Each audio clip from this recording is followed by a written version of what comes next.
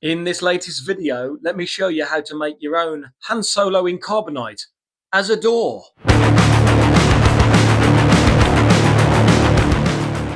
Well, hello and welcome back to the channel, guys. This is something very special. I am starting a new Star Wars room. I'm going to call this project the Han Job.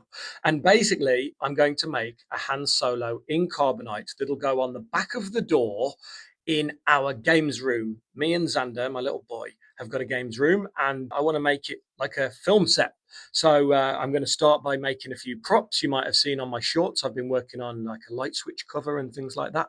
But we're going to make what you'll see here, a little excerpt from the film, Han Solo frozen in Carbonite. And this is going to be attached to the back of the door. So without further ado, let me show you how I did this, starting with a 3D printed model. The first thing you'll need for this project is a 3D printable file. I got mine from Etsy and paid £29 for it, so it's gone up a bit since then. It allows you to print 15 separate parts, which you then glue together and attach to some kind of board. I just used 1/2" MDF. Now, a bit of a disclaimer, I don't yet own a 3D printer. So for this job, I outsourced the work to my friend Connor from Connor Prints. He has done lots of work for us already, including making things like lightsaber parts, which you'll see here. And he's a great resource. So I will put Connor's details below. If you need anything 3D printing, he'll be able to do that for you at a small fee. But yeah, he printed it all, put it in a box, and this is what we had. Now, excuse the fact that this is currently put on my dining room table. This is not where it's going to end up. But I just wanted you to all appreciate how amazing this printer's come out. So it hasn't been sanded yet. You can see a lot of, looks like bogies around his mouth and nose. That all needs to be cleaned off and sanded. The pieces do line up perfectly. As you can see, they are not yet attached. But each one is 3D printed. And yeah, it's going to be a lot of prep work to do, a lot of sanding to get rid of these kind of fingerprint type markings. Although I think the primer will probably help to get rid of some of that. And yeah, this is going to go on the back of the door, you guys, for what is going to be the first major part of my Star Wars room. So very excited to see what we can do with this. So I've just been to B&Q and I've got myself some 1/2" MDF board. Had this cut down in the store as well, which was very handy. And this is the exact size of the door that this is going to go onto. So just about enough room if you look at it from here. His hands might protrude out of the side slightly, but it doesn't matter too much. So what I'm going to do is I'm going to now use some solvent adhesive to glue all of the pieces together. I figure it's going to be easier to sand it as one large piece as opposed to sanding lots of little pieces and risking sanding the edges, which will then mean that they don't connect up the same, if that makes sense. So yeah, that's going to be what I'm going to do now.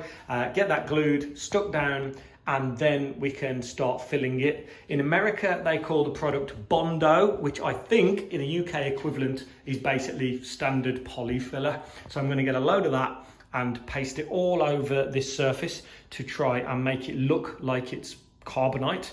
And then once that's done, it will be primed, it will be painted black as a base coat, then it will be painted nickel silver, which is what a lot of other YouTubers have done. And then from there, we'll be doing a lot of detailing, weathering, highlighting, dry brushing, that kind of thing. So yeah, let's get these glued down for now.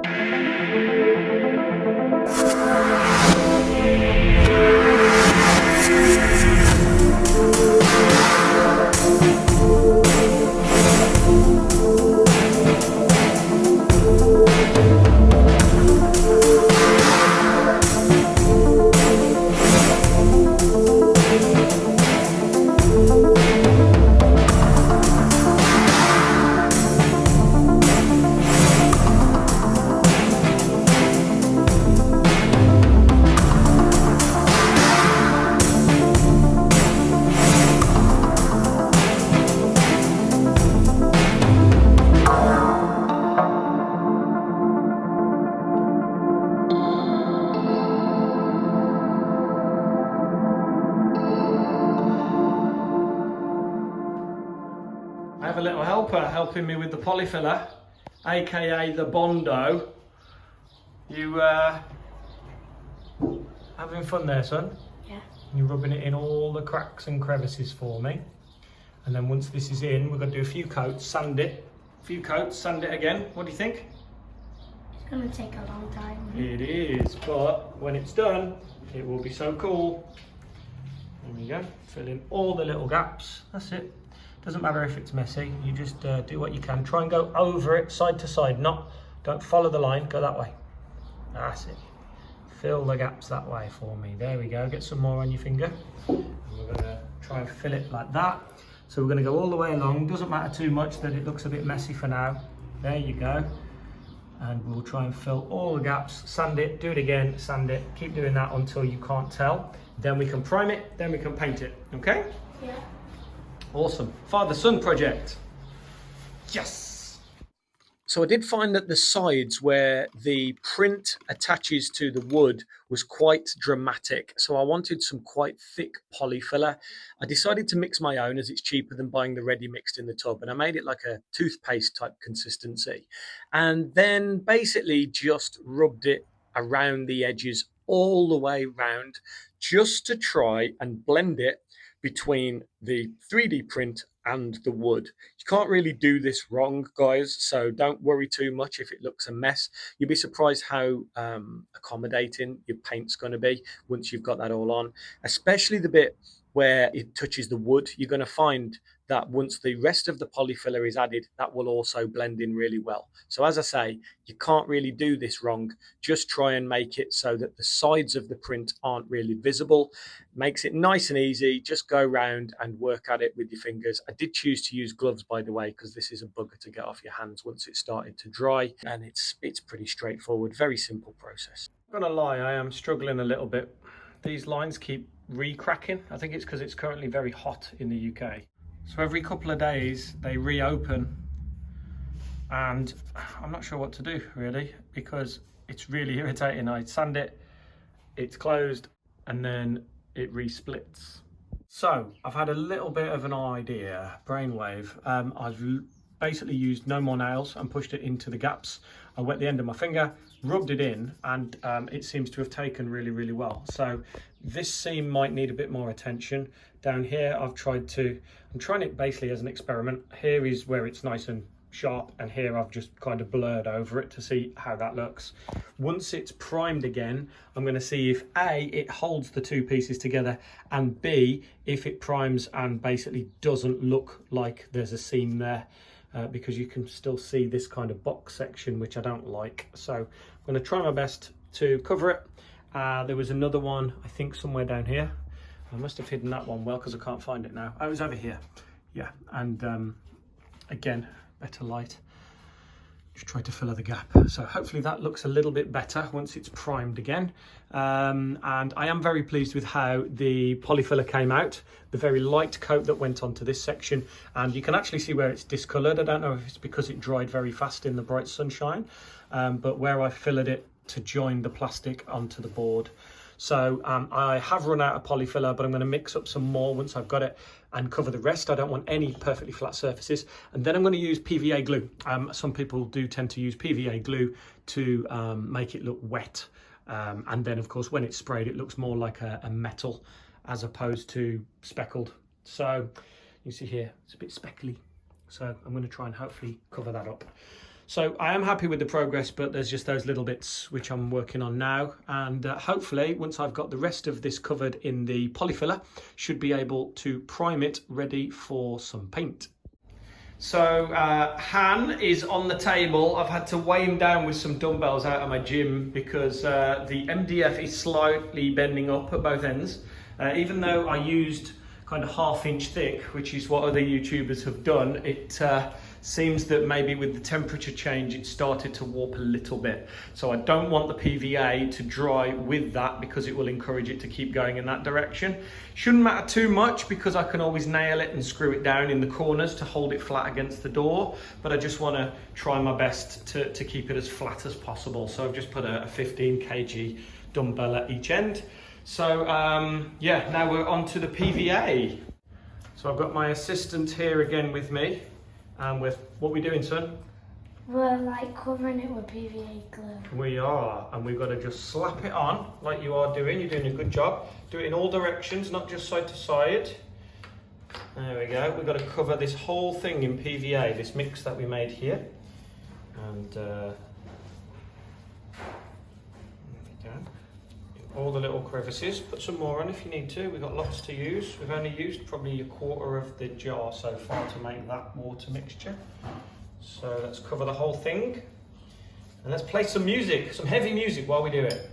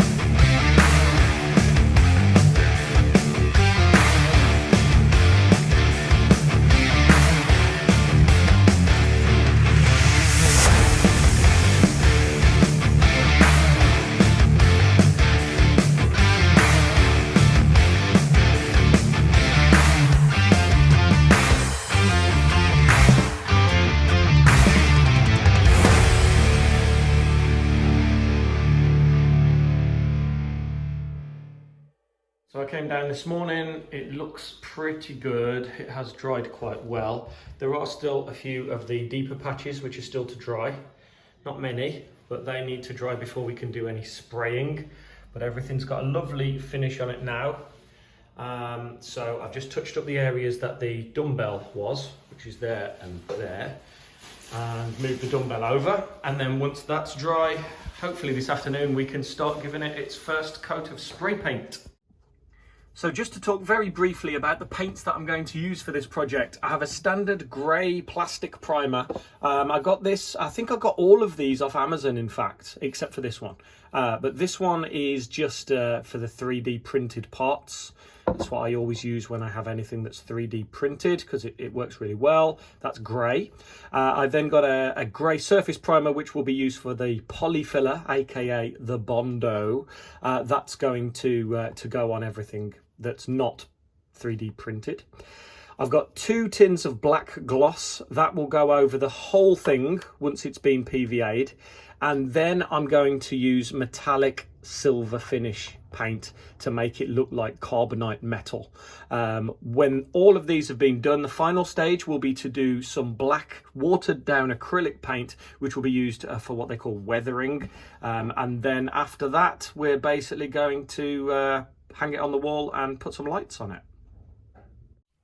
Despite really wanting to help me with this bit, I didn't actually let Xander do any of the aerosoling here. I just don't want him near the fumes. I don't think they're very safe. I did have PPE, as I always stress. I had a mask on for this. I just don't think you see it in any of the footage. So recommendation for applying the paint is to literally do short bursts. Particularly on the 3D model. It's not too bad when you're doing the back part, the wooden area, but certainly for the model, don't hold your finger down.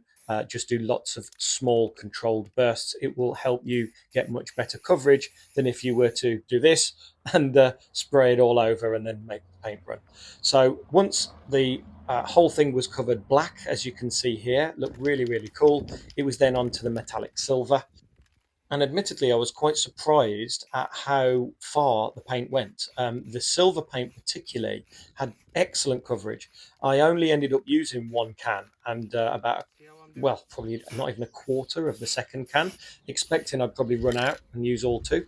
So it goes really, really well, and it looks lovely when it's going on. Really, really enjoyable part of the process, this. And as you can see here, it looks lovely and shiny, so it's on to the weathering. Went to the shop to purchase some black acrylic paint, which is what's recommended for the weathering, and they didn't have any, so I'm going to actually use some black emulsion. I'm just going to water it down in a bowl with a little brush and lather it on, and then use some kitchen roll to wipe it off, and it should fill all of the dark crevices and make this look weathered. This is the bit I've actually been looking forward to the most, because so far he kind of looks like a T1000 more than he does a Han Solo. So I'm going to do that now, and I'm quite looking forward to this.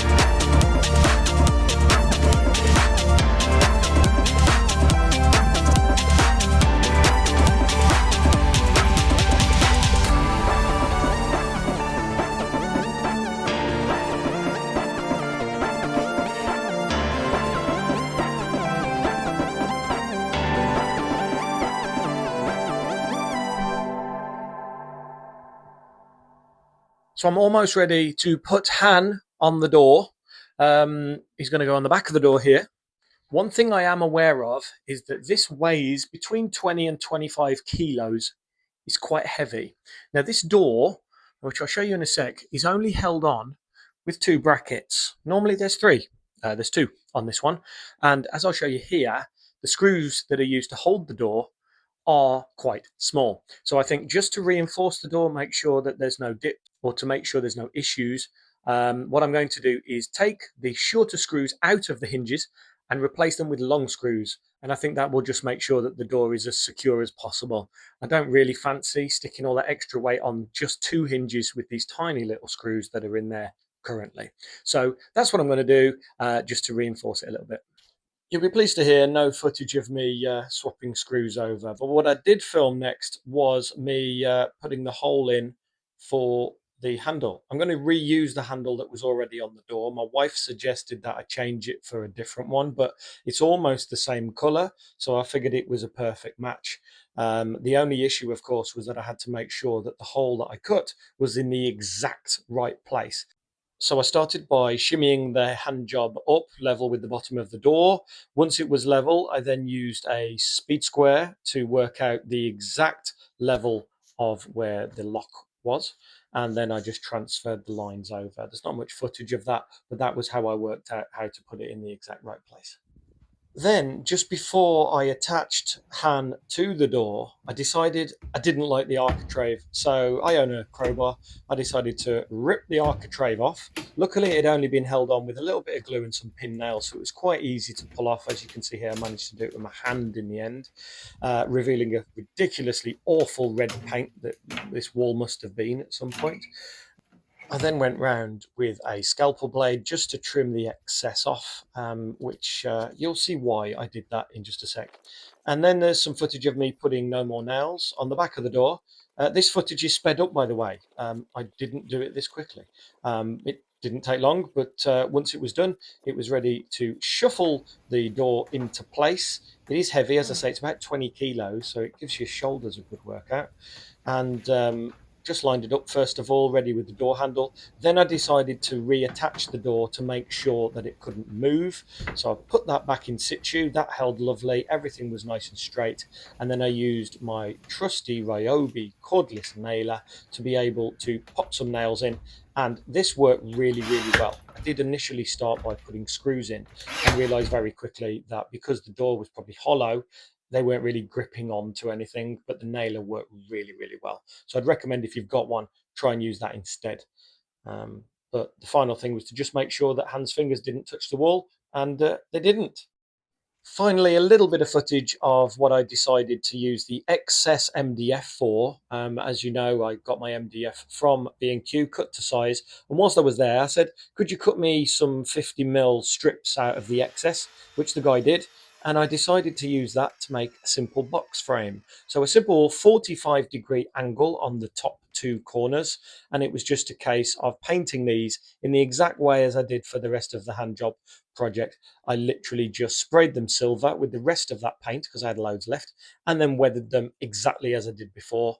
I also decided to paint the gap black just so it didn't stand out much. Here's some footage of me just putting the last piece up, and as you'll see, it covers up that red paint which was originally on the wall. In all, it's a really simple project. This, I don't think it was at all challenging, and it was great to have a project that I could do with my son. Finally, I've got one of these little lights. It charges on USB-C and it's got 3 settings, standard, the white colours basically. And what I've decided to do to hold this away from the wall is I've just bought one of these. This is actually a loft stilt. This is what you use for doing your loft up. Now it was twice the length, so what I've done is I've just cut it down, glued it back down and stuck some magnets on the top. That's going to go up on the wall, and then because this is magnetic, that should just stick on the top like that. That'll hold it enough away from the wall. It looks a bit Star Warsy as well, so I can probably paint it up later on as well. And I think we're nearly there, guys, nearly done.